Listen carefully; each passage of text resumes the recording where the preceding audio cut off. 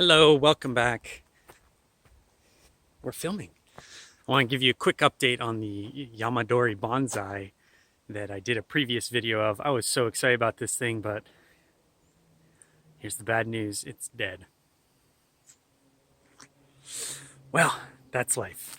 I knew I was taking a little risk and, I learned some things. That's the most important part. I learned some stuff. Oh, the espalier looks great though, huh? So here it is. And first of all, we've got a lot of life in the pot. Isn't that cool? But not the actual tree. It is dead.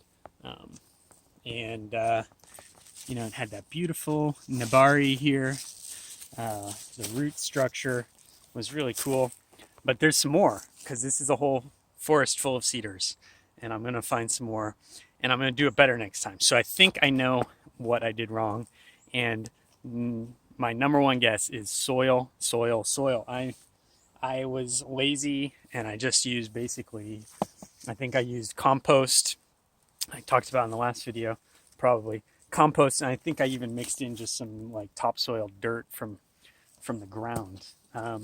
So this is probably a really thick mess. If we peel back the moss for a second and take a look, it is, it's not horrible soil. That's actually, kind of nice, but I don't know what was happening in terms of getting the water it needs, getting the air it needs, and maybe it just wasn't. It was a tough transition, anyways, because a lot of roots disappeared, a lot of branches. It was kind of like an actual tree, kind of when it came in. So, what I think I would have done is a really nice aerated soil with a lot of drainage, and then watering it really regularly, keep it moist and airy.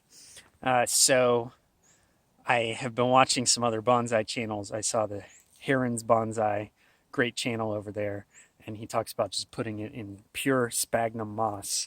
And look at that cutie.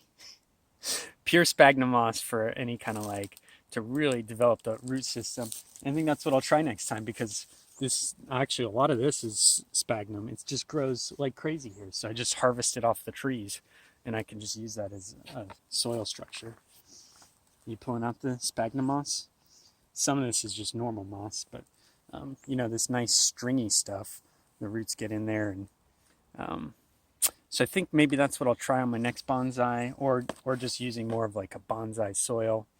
I've been just studying up a bit so that the next one will be a success, and I've got more coming. In fact, I've got a cherry tree over here that I think would be fun to do as a little bonsai. This one just has been in the ground. So if you see this, you got multi-stem with this interesting root structure down here. And I'm kind of growing it to sort of encourage it to be, it was like basically a bunch of trees when I moved in, and I cut those down. But to see if this can kind of become some sort of bonsai also. That's the dream anyway. That's the update. And thanks for hanging out with me. I'll see you in the next one. Maybe it'll be a bonsai or whatever the next project is. See you then.